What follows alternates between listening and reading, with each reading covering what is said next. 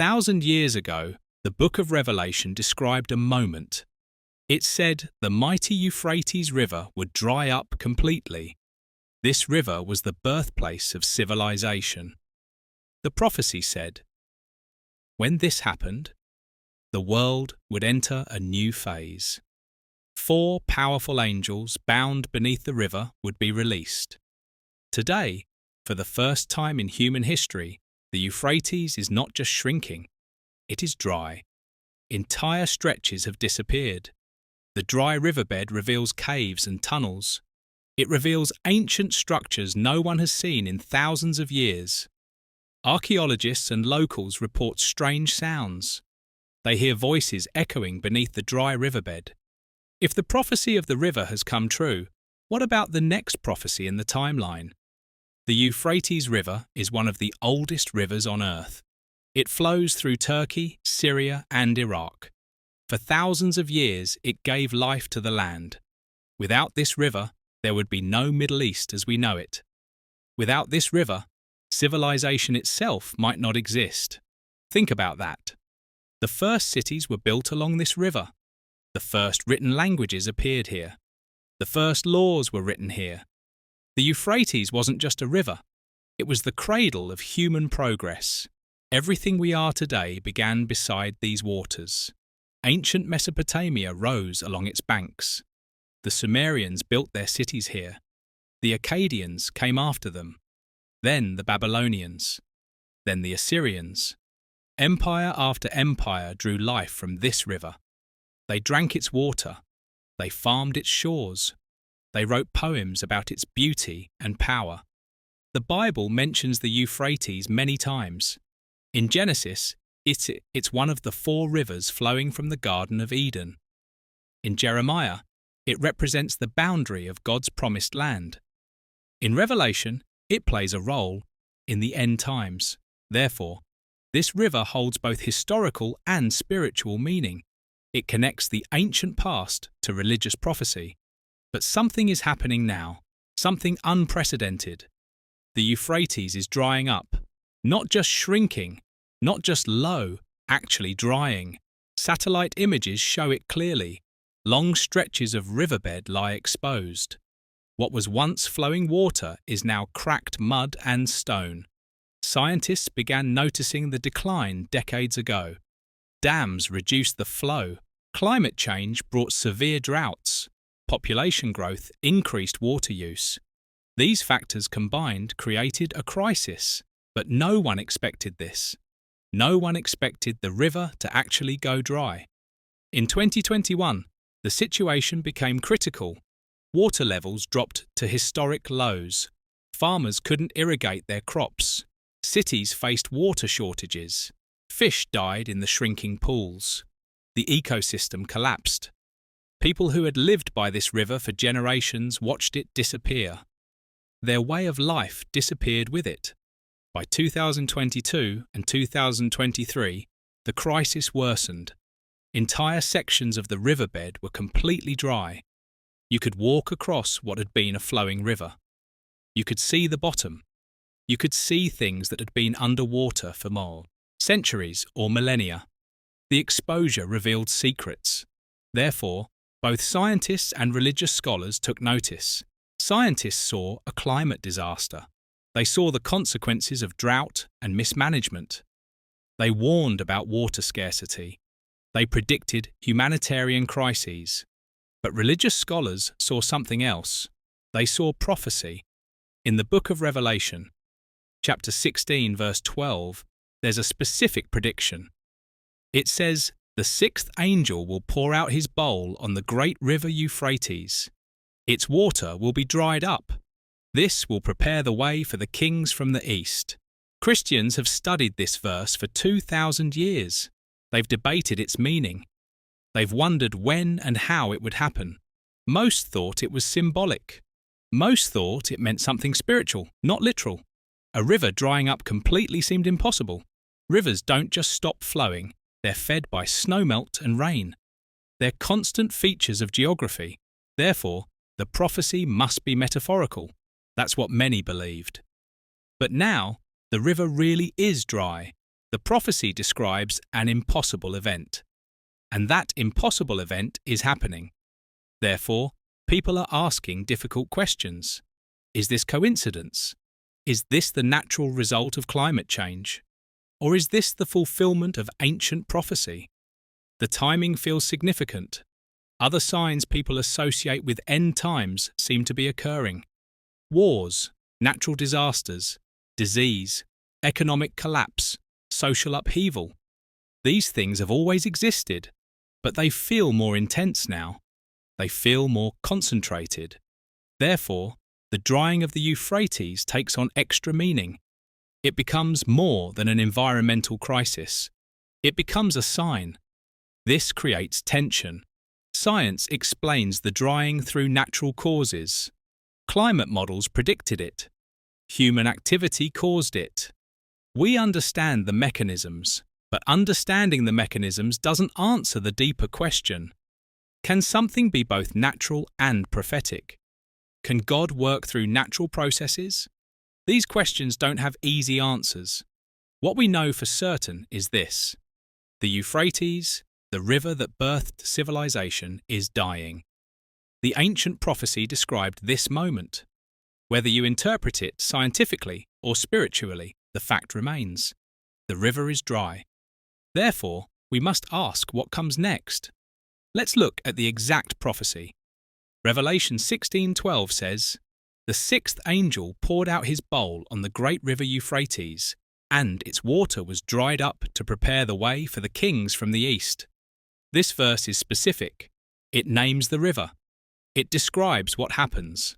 The water dries up, not reduces, not shrinks, dries up. The language is clear. Therefore, when believers read this verse and then see satellite images of the dry Euphrates, they see a match. The prophecy describes what's happening now, but what does it mean? Why would God dry up a river? What's the purpose? The verse gives a reason. It prepares the way for the kings from the east. This phrase has puzzled scholars for centuries. Who are these kings? Where exactly is the east? What are they preparing for? Some scholars think it refers to armies.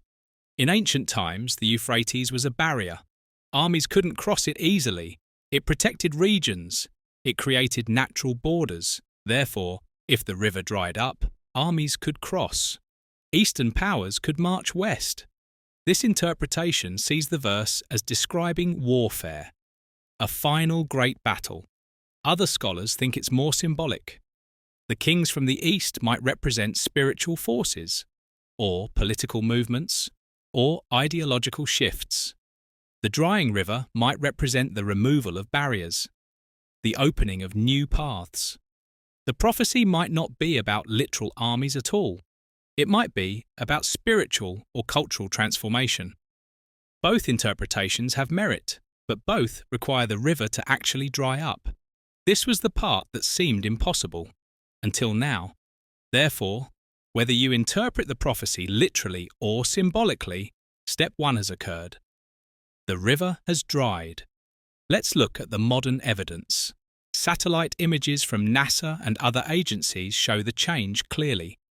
Compare images from the 1990s to images from 2023. The difference is shocking. The blue ribbon of water becomes a thin thread. Then the thread breaks into pools. Then even the pools disappear. The drought began gradually. Syria and Turkey built dams in the 1970s and 1980s. These dams reduced water flow to Iraq. Iraq protested. They said upstream countries were stealing their water, but the dams stayed. The flow decreased. Therefore, less water reached the southern sections of the river. Climate change made things worse. The region experiences severe droughts now. Rainfall decreased. Snowmelt decreased. Temperatures rose. Evaporation increased. The combination was devastating. By 2020, the river couldn't sustain its flow. It began to fail. Farmers were the first to suffer. They depended on the river for irrigation. Their fields turned brown. Crops died. Animals died. People abandoned villages. They migrated to cities. But cities had water problems too. Therefore, the crisis spread. It affected millions of people. Fishermen lost their livelihoods. Fish died in the shrinking water. Pollution became concentrated. The ecosystem collapsed. Species that lived in the river for thousands of years faced extinction. The environmental damage was catastrophic. Therefore, the drying wasn't just a religious concern.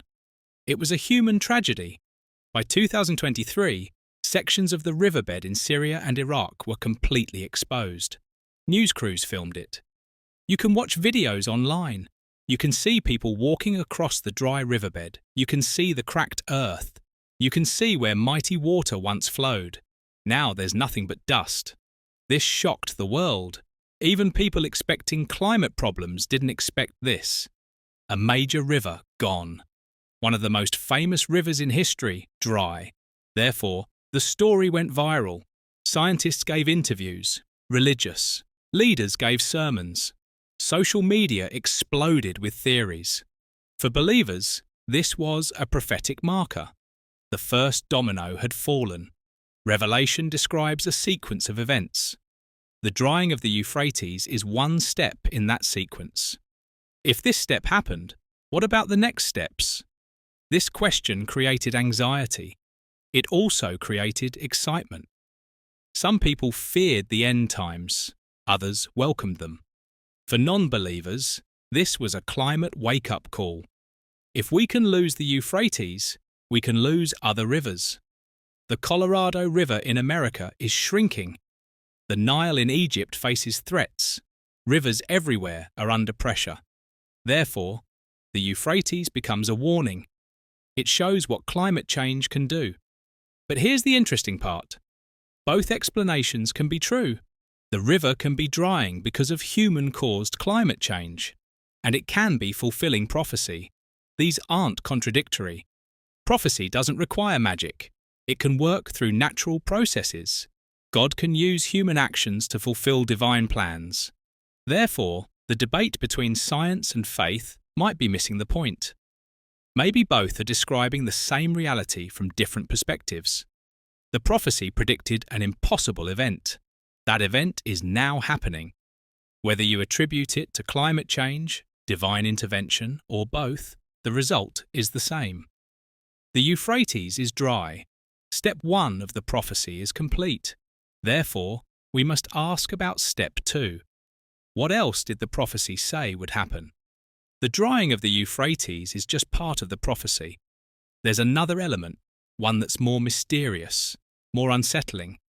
The prophecy speaks of 4 angels bound at the river, angels who will be released when the time comes.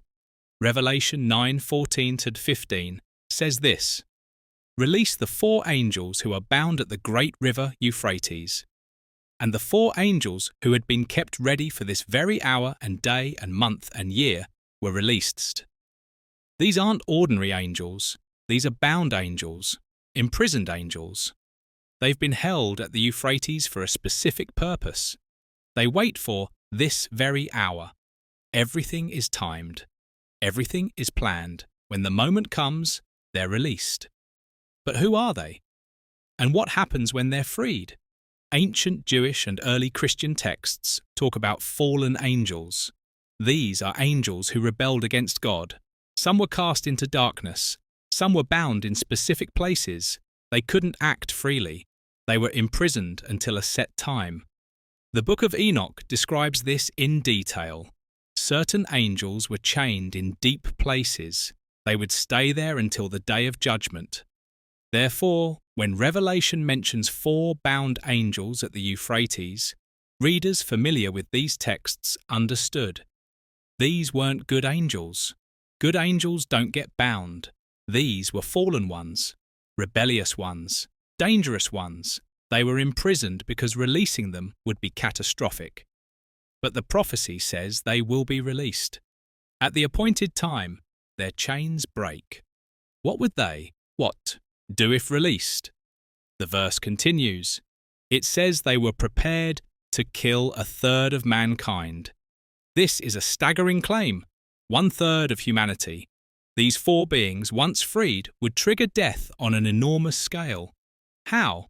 The text doesn't say exactly, but it mentions armies of 200 million. It describes warfare and destruction. Therefore, their release means global conflict.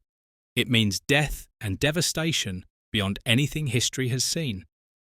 This imagery is frightening. It's meant to be.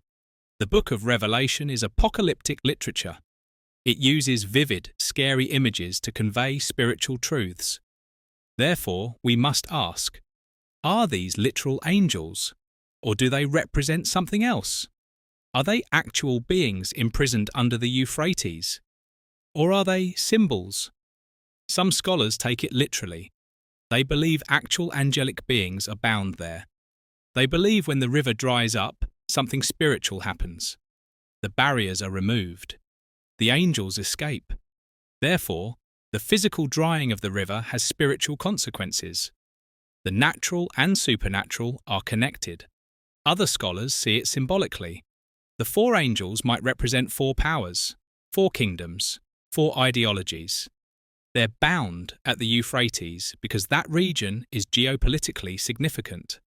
When the region destabilizes, these powers are released. They can act freely. Therefore, the prophecy is about political forces, not literal angels. Both interpretations have ancient support. Early Christians debated this. Some took it literally. Others saw it as symbolic. The text doesn't make it completely clear. Therefore, believers can disagree about the details while agreeing on the basic message. Something restrained will be released. Something dangerous will be freed. The imagery of binding is important. In ancient Middle Eastern cultures, rivers were seen as boundaries. They separated the living from the dead. They marked the borders of the underworld. Mesopotamian mythology placed the entrance to the underworld beyond rivers. You had to cross water to reach the land of the dead. Therefore, binding beings at the Euphrates makes cultural sense. The river guards them. It keeps them contained. As long as water flows, they stay bound. But if the water disappears, the boundary breaks. The gate opens. What was locked becomes unlocked. This is why ancient peoples saw the river as sacred. It wasn't just about water. It was about cosmic order. The prophecy says these angels were prepared for this very hour and day and month and year. This suggests precise timing. Nothing is random. Nothing is accidental. God has a schedule. Events unfold according to plan. Therefore, when believers see the river drying, they see the clock ticking.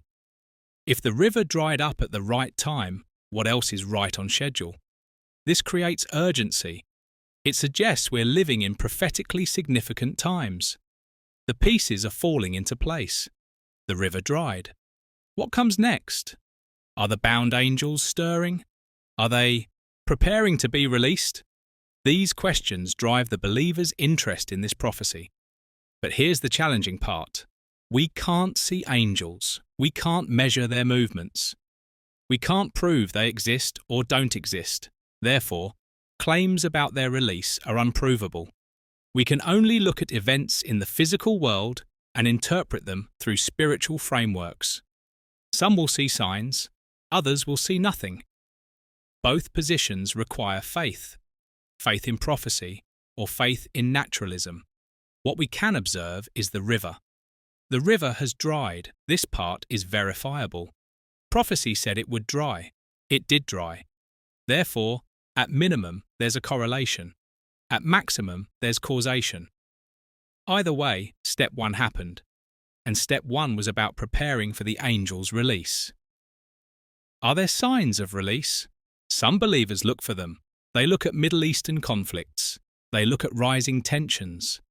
They look at reports from the dry riverbed. They search for evidence that something spiritual is happening. Let's examine what they've found. When the Euphrates dried up, it revealed what was hidden. Ancient ruins appeared. Old structures emerged from the mud. Archaeologists rushed to document them before they eroded, but they found more than just old buildings.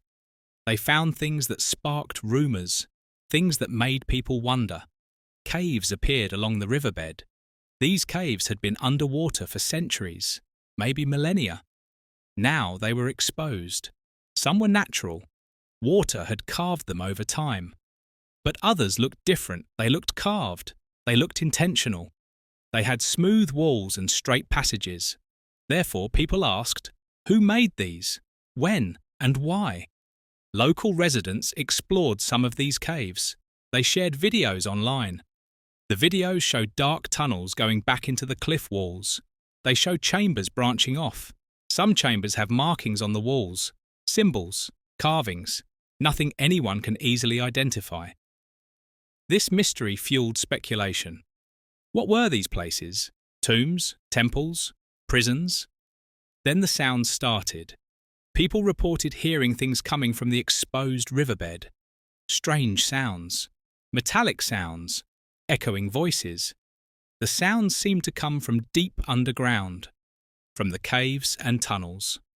Therefore, rumours spread quickly. What could make these sounds? Skeptics offered explanations. The sounds could be wind. Wind blowing through narrow cave passages creates weird noises. It can sound like voices. It can sound like music. This is natural. Caves often make strange sounds. Therefore, there's no reason to think anything supernatural is happening. Another explanation is animals. Bats live in caves. Other creatures do too. When caves that were flooded suddenly dry out, animals move in. They make sounds. They echo. To someone standing above, these sounds might seem mysterious, but they're just wildlife.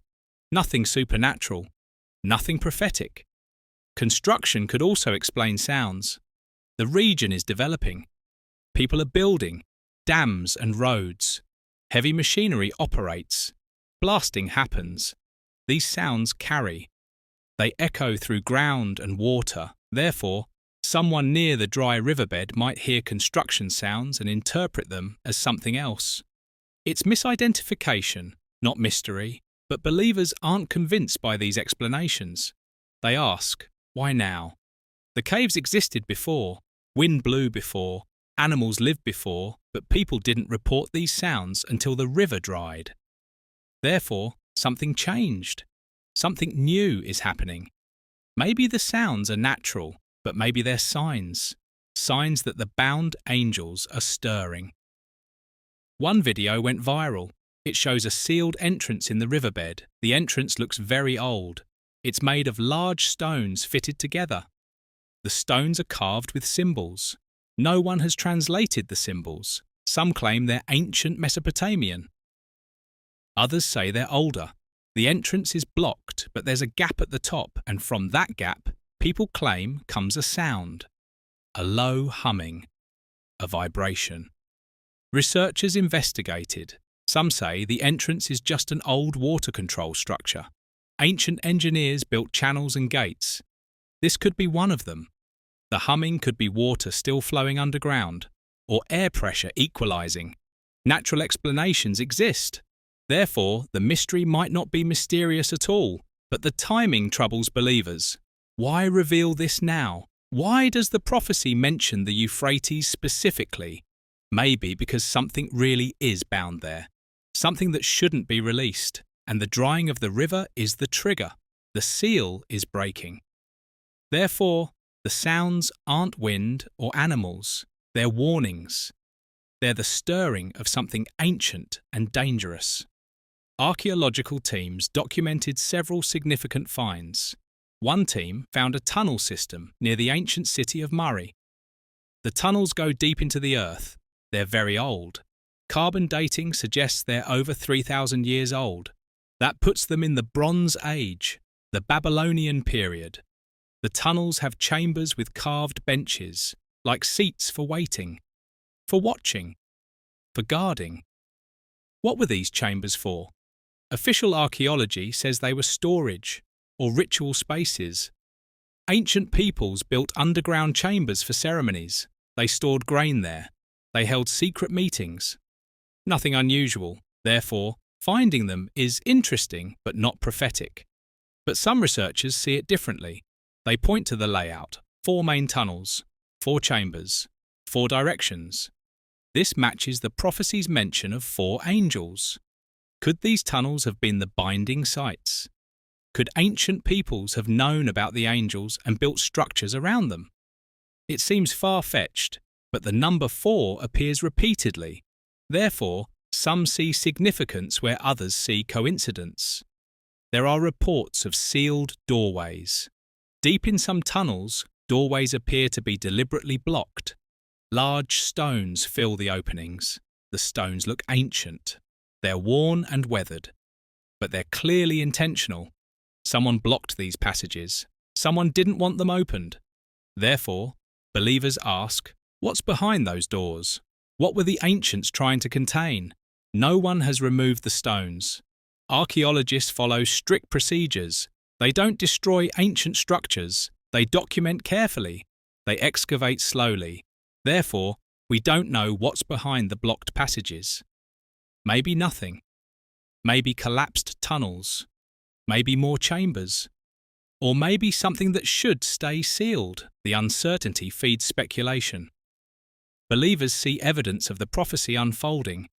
The river dried. The caves appeared. The sounds began. The sealed doorways emerged. Each element fits the narrative. Therefore, they believe the angels are preparing to be released. The clock is ticking. The prophecy is activating. Skeptics see natural phenomena misinterpreted. They see ancient ruins, which are common. They see caves, which form naturally. They see coincidence, not prophecy. Therefore, 2 groups look at the same evidence and reach opposite conclusions. This is the nature of faith and doubt. Both are acts of interpretation. But one thing is certain. Something is happening at the Euphrates. What that something means depends on your perspective. Prophecy scholars study sequences. They believe Revelation describes events in order. First, this happens, then that happens, then the next thing. It's a timeline, a schedule. Understanding the sequence helps believers know where we are, how close we are to the end. Therefore, if the Euphrates has dried, we can ask, what comes next? The 6th bowl judgment includes the drying of the Euphrates. This is in Revelation 16. But the 4 angels appear earlier in Revelation chapter 9. Some scholars think these are the same event described from different angles. Others think they're separate events. The order matters because it tells us what to expect. Let's assume they're connected. The sequence would be: first, the Euphrates dries. Second, the 4 angels are released. Third, they gather armies. Fourth, massive warfare begins. This war involves 200 million soldiers. It kills 1/3 of humanity. Therefore, what follows the drying is catastrophic. Global conflict, death on an unimaginable scale. But when does this happen? The prophecy doesn't give dates, it gives signs. We watch for the signs. The drying is one sign, wars and rumours of wars are another. Earthquakes, famines, plagues, all of these are mentioned. Therefore, believers watch for these patterns. When multiple signs appear together, they believe time is short. Look at current global tensions. Nations are in conflict, alliances are shifting, the Middle East remains unstable. Russia and NATO face off. China expands its influence. India grows in power.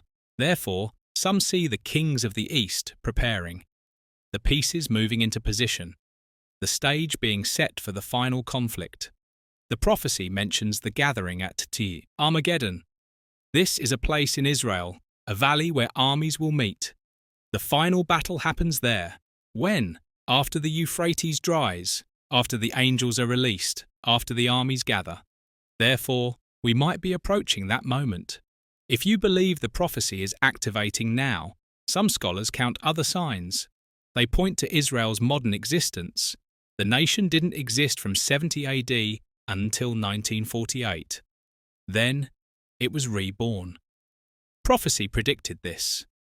Therefore, believers see this as a major sign. The clock started ticking in 1948. How much time is left? No one knows. But the pieces are coming together. They point to technology. Revelation describes things that sound like modern weapons, flying creatures that sting like scorpions. Might these be helicopters? Beasts that kill with fire and smoke? Might these be tanks? Waters turning to blood? Might this be chemical contamination? Therefore, they argue, the prophecy is describing our age. Earlier generations couldn't fulfill it. They didn't have the technology. But we do. They point to global communication. Revelation says the whole world will see certain events. How could everyone see the same thing? This was impossible before television, before the internet, before satellites. But now we can all watch the same news. We can all see events as they happen. Therefore, we live in the first generation that can literally fulfill these prophecies. They point to moral decay. The prophecy describes people refusing to repent, continuing in sin despite judgments. Believers see this everywhere: sexual immorality, greed, violence, rejection of God. These things have always existed, but believers see them intensifying, becoming normalized, celebrated even. Therefore, they think we're approaching the end times. But here's the problem with prophetic timelines. People have been predicting the end for 2,000 years. Every generation thought they were the last. They saw signs in their time, wars in their time, disasters in their time. They were all wrong. Therefore, why should we believe current predictions? What makes our age different from all the others? Believers answer, the Euphrates. This is different. The river has never dried before, not in recorded history. This is new. This is unprecedented. Therefore, we're not just seeing the usual cycle of wars and disasters. We're seeing something prophetically specific, a named river drying up. This is a measurable, verifiable event, not just interpretation, not just feeling. Actual fulfillment. The sequence continues beyond warfare. After the battles, judgment comes. Heaven opens. Christ returns. The dead are raised. The world is renewed. Evil is destroyed. God's kingdom is established. Therefore, the prophecy isn't just about destruction. It's about renewal. The end is also a beginning. This is important for believers. Yes, the prophecies include scary parts: death, war, suffering. But they end with hope. They end with victory. They end with God making everything right. Therefore, watching for these signs isn't just fear. It's anticipation. It's hope. It's believing that despite everything wrong in the world, God has a plan. And that plan is unfolding now. For non-believers, this timeline is just religious speculation. It's people seeing patterns that aren't there, connecting dots that don't connect.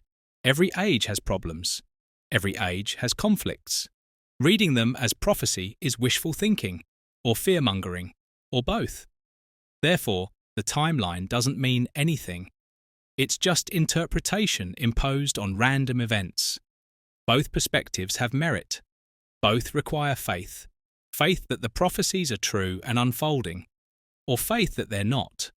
Neither can be proven, not yet, not until time reveals the truth. So where are we on the timeline? Step 1. River dried. Check. Step 2. Angels released. Unknown. Step 3. Armies gathering. Possibly, the timeline continues. We'll see what happens next. Scientists have a clear explanation for the Euphrates drying. Climate change reduced rainfall. Higher temperatures increased evaporation.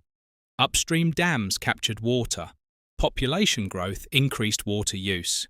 These factors combined to drain the river. It's straightforward, it's measurable, it's predictable.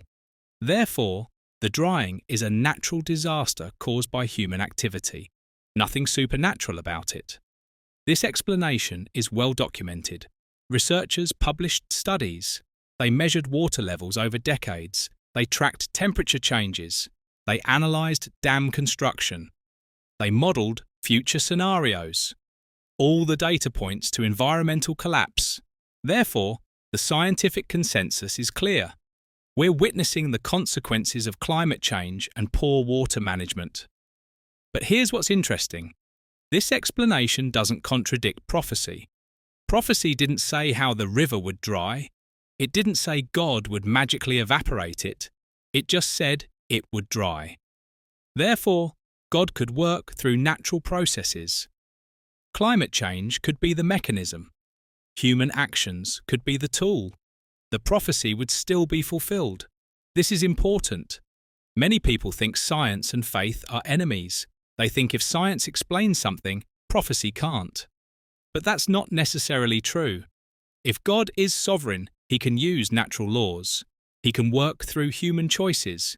He can accomplish His purposes through ordinary means. Therefore, the river drying because of dams and drought doesn't disprove prophecy. It might actually fulfill it.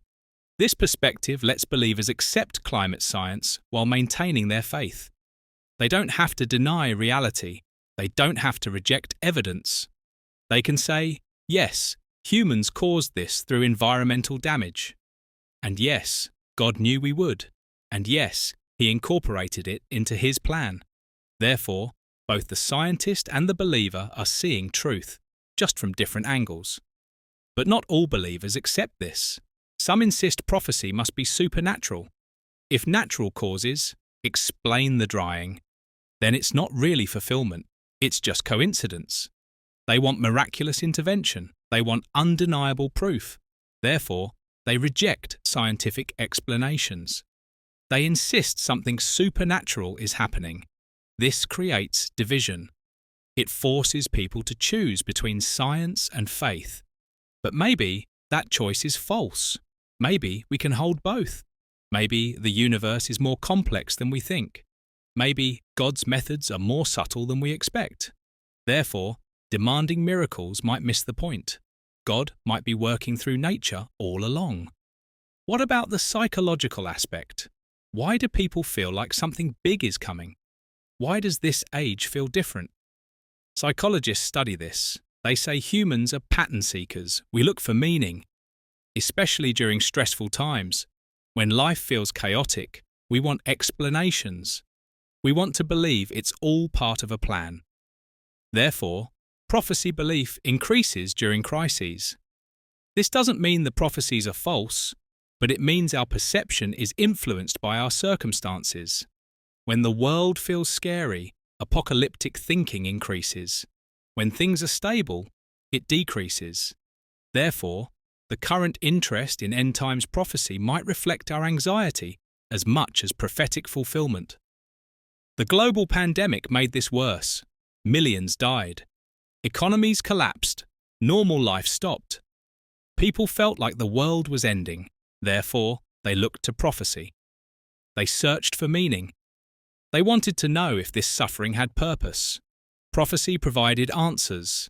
It said, yes, this is part of the plan. It's leading somewhere. It will end in victory. This is comforting. It gives people hope during darkness. It says their suffering isn't random. It's not meaningless. Therefore, prophecy serves a psychological function. It helps people cope. It gives them a framework for understanding chaos. Whether it's objectively true or not, it's subjectively powerful. For many US Hispanics, faith and prophecy are deeply important. They come from cultures where religion is central, where biblical literacy is high, where the supernatural is accepted. Therefore, when they hear about the Euphrates drying, they pay attention. They see it through their faith lens. They discuss it in their churches. They wonder what it means for their families. Both science and prophecy offer explanations. Both have value. Both help us understand what's happening. The question is, can we hold both? Can we accept scientific evidence while remaining open to spiritual meaning? This is the challenge. This is the tension. And this is where many people struggle. So where does this leave us? The Euphrates has dried. This is fact. The prophecy predicted this. This is also fact. What we make of the connection is up to us. Our worldview determines our interpretation. Therefore, no single answer will satisfy everyone. For believers, this is a moment of significance. Step 1 has happened. The river dried. They watch for step 2. They watch for signs of the angels' release. They watch for armies gathering. They watch for the next prophetic marker. Therefore, their faith is energized. They feel like they're living in important times, times that matter eternally. This gives them purpose. Life isn't just random events, it's a cosmic drama. They have a role to play. They must stay faithful. They must watch and pray. They must prepare spiritually. Therefore, the drying of the Euphrates becomes a call to action, a wake-up call, a reminder that time might be short. For skeptics, this is confirmation that prophecy is vague. Any major event can be interpreted as fulfillment. Rivers dry up, disasters happen, wars continue. Reading these as supernatural signs is just human nature. We see patterns, we create meaning. Therefore, the Euphrates drying is significant environmentally, but not spiritually. It's not prophecy, it's just climate change. For those in the middle, this is difficult. They're not sure what to believe. The correlation seems too precise to ignore, but the scientific explanation makes sense. They feel pulled both directions. Therefore, they remain uncertain. They watch. They wait. They keep an open mind. What should we do with this information? First, take the environmental crisis seriously. Whether prophetic or not, the drying of major rivers is a problem. It threatens millions of lives. It destroys ecosystems. It causes suffering. Therefore, we must act. We must address climate change. We must manage water better. We must think about future generations. Second, respect different perspectives. People interpret this differently. That's okay. We can discuss without attacking. We can disagree without dividing. Whether you see prophecy or just nature, we can work together on solutions. Therefore, let's focus on what we agree on. The river needs help. People need help. Let's provide it. Third, stay humble. None of us knows for certain what's happening. We have theories, we have interpretations, but we don't have complete understanding. Therefore, let's hold our views loosely. Let's remain open to being wrong. Let's learn from each other. The Euphrates dried. What happens next? We don't know. We can only watch. We can only wait. We can only hope that whatever comes, we're ready for it. Whether the prophecy is true or not, the river's drying teaches us something. Nothing lasts forever. Everything changes, and change, whether natural or supernatural, demands our attention. What do you believe?